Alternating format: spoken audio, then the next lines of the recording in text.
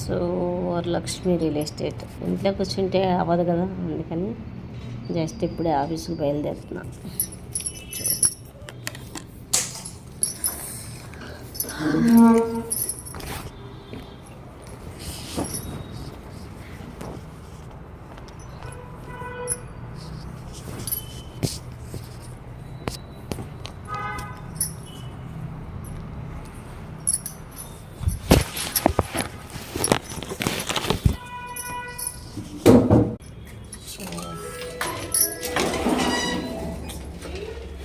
బయలుదేరుతున్నాను.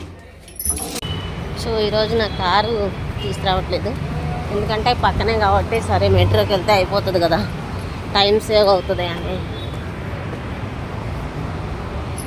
కదా, ఏదైనా టైం ఇంపార్టెంట్ కదా, అందుకని